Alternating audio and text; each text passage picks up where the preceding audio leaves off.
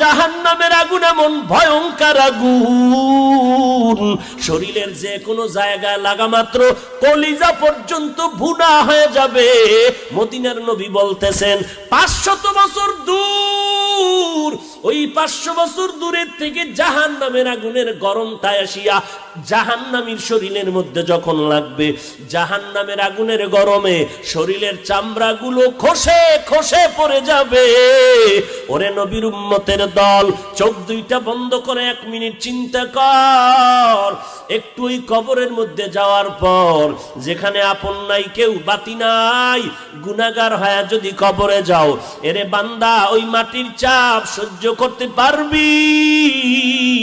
ওই কবরের মধ্যে জাহান্নামের আগুন সহ্য করতে পারবা নি রে বাবা? আল্লাহর কাছে ক্ষমা চাও, ও আল্লাহ আমার মতো দুর্বল আর কেউ নাই, একটা বেতের বাড়ি সহ্য করতে